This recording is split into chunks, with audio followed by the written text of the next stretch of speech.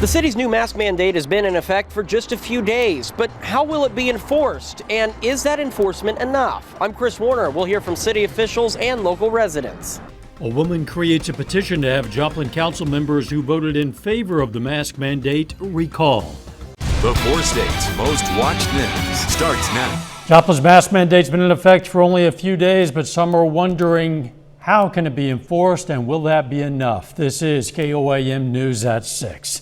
KOAM's Chris Warner spoke with city officials and has more. The Joplin mask mandate is an ordinance with specific guidelines to whom it applies, what the exemptions are, and how it can be enforced. Well, if you read the mask ordinance, we have quite a few options. We have a very strong and very professional health department, and we have a very strong and professional police department, and I would hope that we can just lean into the common sense of Joplin, Missouri and Southwest Missouri to say, let's all just read the ordinance and adopt it accordingly. Mayor Ryan Stanley says he knows there will be some pushback, not just by residents, but by business owners as well. We're going to have some businesses that will be harder to convince to comply. And we had that with the last mask ordinance, and we met those challenges first with education, second with healthy encouragement, but we certainly have the ability to fine and restrict as needed. I don't think we will need to, but at the same time, we're fully committed and capable of enforcing this ordinance. Joplin resident Joshua Shackles, who advocated for the mandate, says he feels the enforcement options are appropriate.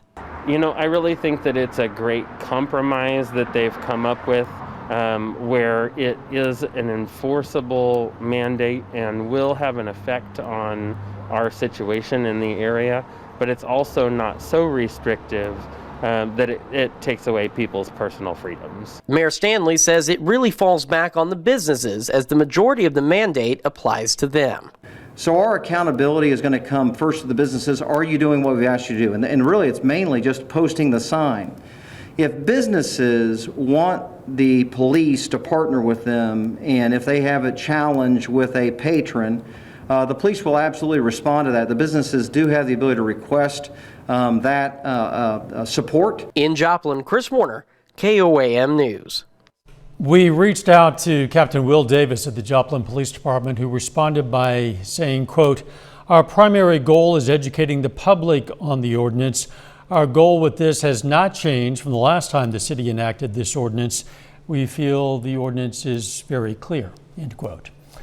A Joplin woman has started a petition to recall members of the city council who voted for that new mask mandate. 6 of 9 council members voted in favor of the mandate last Thursday. A petition organizer believes the council members should be removed from office for failing to protect the federal and state constitutional rights of citizens. She says the petition needs more than 7,600 signatures to force a recall vote. And I believe that we very easily have enough people to get it signed. We need 7,600 signatures. I don't think we'll have a problem with that. Covington hopes to collect enough signatures to have that recall vote in April. Brings us to today's KOAM News Now Instapoll. Today's question is, should Joplin council members who voted for that mask mandate be recalled? You can vote at KOAMNewsNow.com/vote or through the KOAM News Now mobile app. Results are updated live. We're going to check in on them throughout this newscast.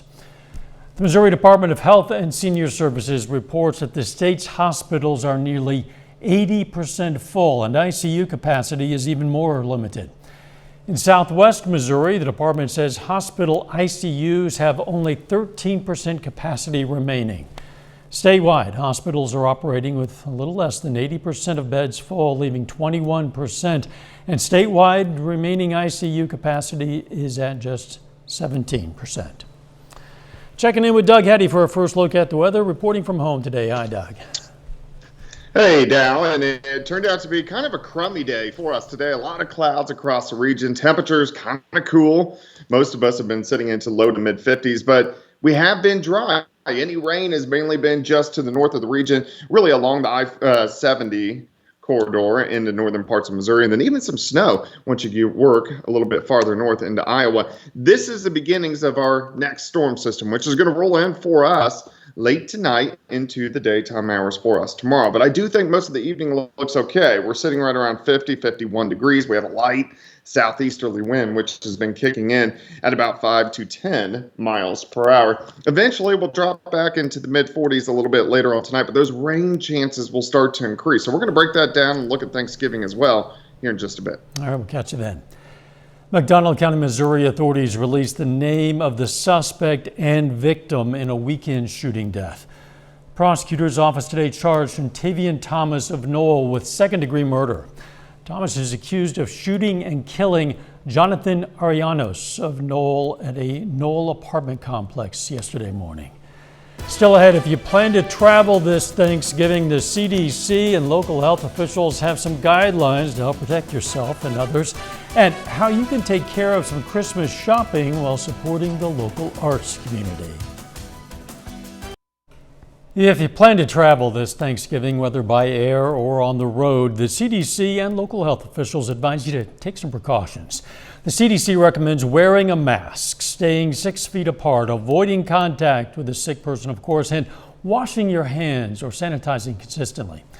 Joplin health officials say you should follow those guidelines and take precautions while on the road. They say you should avoid going inside gas stations, wipe down gas pumps, and use drive-thrus or food from home as your meals along the way.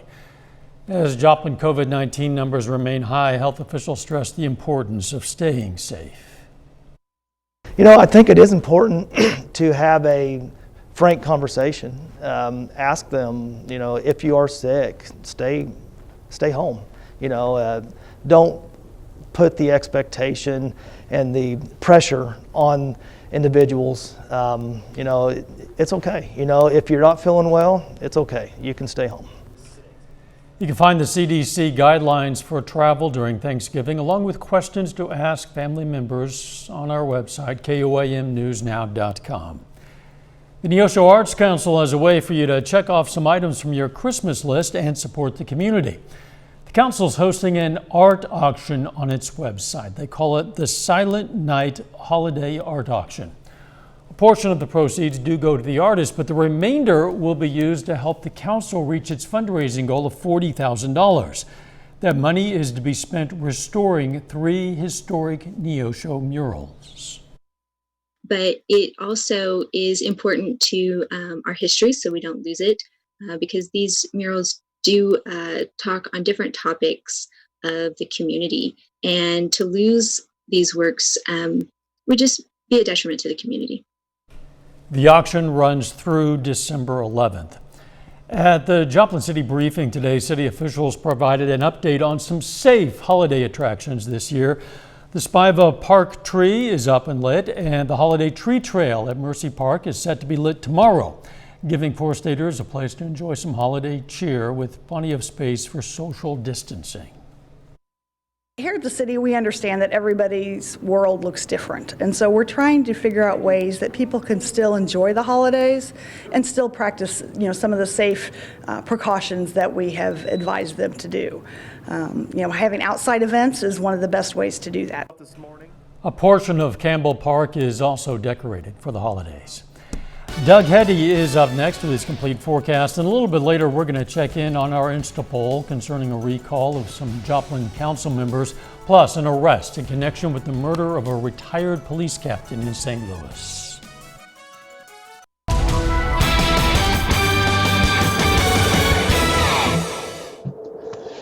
Well, it definitely turned out to be kind of a crummy Monday for us today. Our temperatures chilly, highs only into low to mid 50s, and we've had the clouds all day long, so we didn't get much in the way of sunshine at all. And then eventually this is going to lead to some rain across the region. Temps right now around the metro, most of us low to mid 50s, 51 in CJ, 54 in Miami. We have Sarcoxy sitting at about 48 degrees, and this is consistent across the region. Most of us near 50, Yates Center a little bit cooler at 49, 50 in Miami, and then you have 52 in Cassville with these light kind of southeasterly winds, which have been kicking in at about 5 to 15 miles per hour. The winds are actually going to pick up just a bit. We're looking east from the station.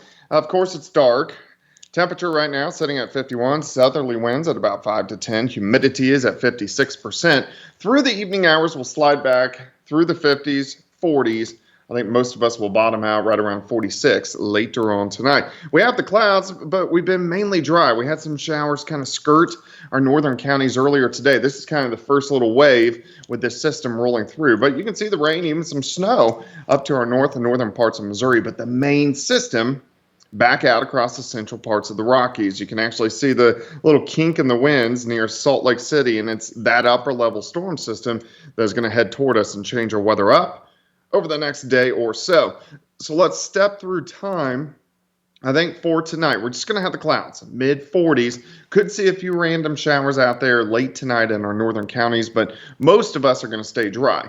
Let's go through the morning hours. We're going to warm back up into the mid 50s. We're going to get some scattered showers across the region. These are going to be hit and miss. They're going to be fairly light, but we are going to have some scattered showers, and then kind of picking up a little bit more with a little bit more coverage as we head into the afternoon. We'll start at 46 in the morning, 53 by noon, high temp right around 56 degrees. It is going to be windy. We're going to have those south winds at about 15 to 25. Showers, thunderstorms roll in tomorrow night. This is mainly going to be 9, 10, 11, 12 o'clock tomorrow night, but some of these storms could even be stronger, even low-grade severe, so we're going to have to watch that with some heavy amounts of rain. Then the main system passes by. We'll have some leftover showers very early Wednesday morning, and then mainly just clouds most of the day on Wednesday. It is going to be chilly as we only warm up to about 50 degrees, but then it gets quite a bit better by the time we head into Thanksgiving. Severe threat low tomorrow. This is mainly northeastern Oklahoma. I'm not very worried about this, but of course we'll keep our eyes on it for tomorrow night as we get that band of storms. Also rainfall. I think a lot of areas are going to pick up a half an inch, maybe upwards to an inch of rain, which it's about time we get a little bit more rain, so we kind of need it at this point in time, but at least we'll get rid of this storm system just in time for Thanksgiving. We'll get the system out of here. It's going to be a cool start on Thursday morning, but I think Thursday afternoon actually shapes up pretty nice as we should shoot into lower 60s for highs. So showers tomorrow, thunderstorms tomorrow night, a lot of clouds on Wednesday, a high temp of 50. Look at Thanksgiving, 63, partly sunny skies, really not that bad. If you are going to do any outdoor eating, just due to COVID, temperatures look pretty good. We're going to go into lower 60s by the time we head into the afternoon hours. A little bit cooler, but most of the holiday weekend pretty nice. Yeah, and at least the rain will be out of here by Thanksgiving, it appears. Absolutely. Thanks, Doug. Hey, don't forget, you can be the first to know about the day's weather with the KOAM Skywatch weather app. Information like tomorrow night's possible storms. You can get severe weather updates sent straight to your phone free of charge. You'll find it in the Apple App Store and the Google Play Store, the KOAM Skywatch weather app. Still ahead, the Kansas governors plan to use the airwaves and the internet to increase mask usage in the state. And the Kansas City Fire Department loses 2 first responders to COVID-19. Let's check in on today's KOAM News Now Insta poll. Again, the question, should Joplin council members who voted for the mask mandate be recalled? At this point, the overwhelming majority, 89%, say no, they should not be recalled. You can vote at KOAMnewsnow.com/vote or through the KOAM News Now mobile app. We're going to look at the final numbers here in a few minutes. Kansas is preparing to launch a media campaign aimed at getting more of its residents to wear masks so the coronavirus doesn't keep spreading rapidly. Some officials are skeptical that it'll move the needle much at all. The state has set aside $1.5 million for television, radio, print, and social media ads promoting masks as it are set to start before Thanksgiving.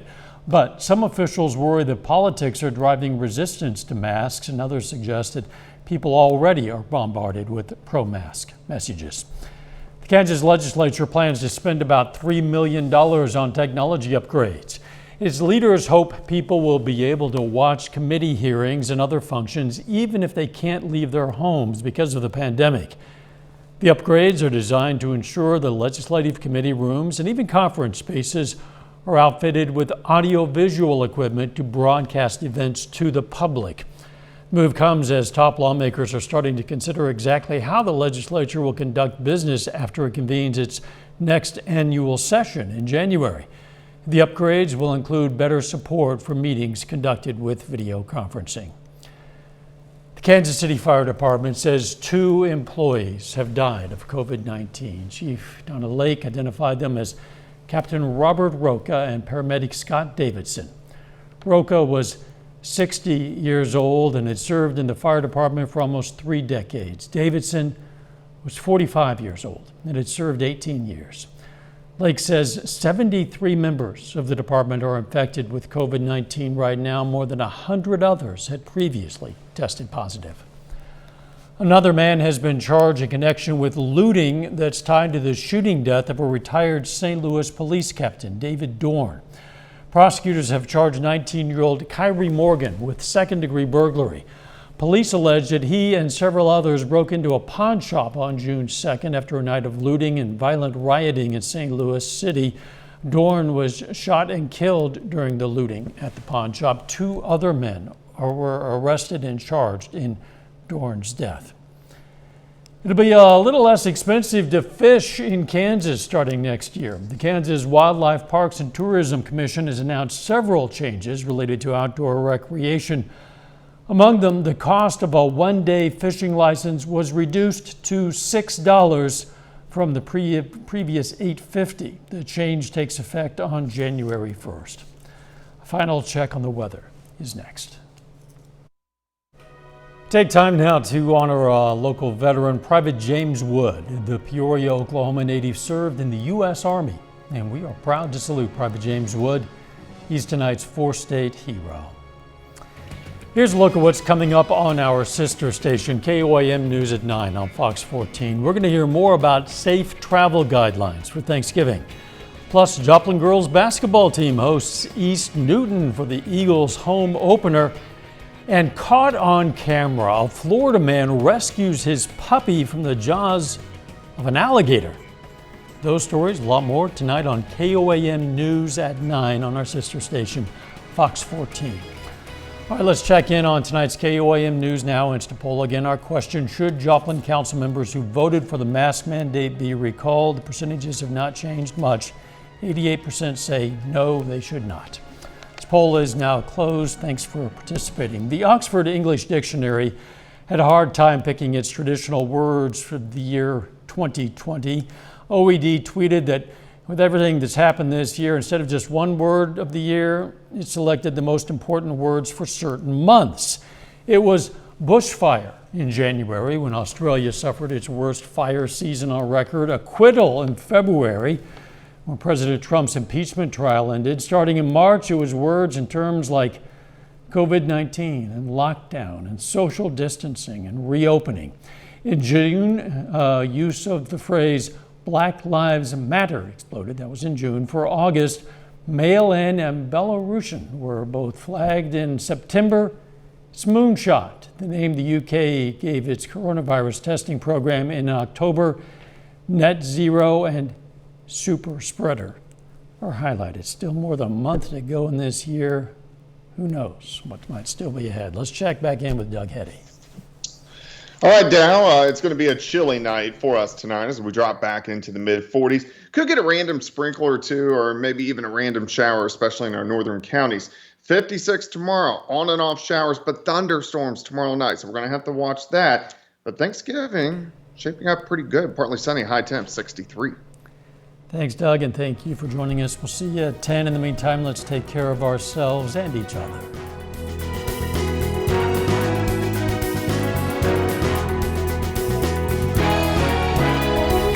If you see news happening, tell us about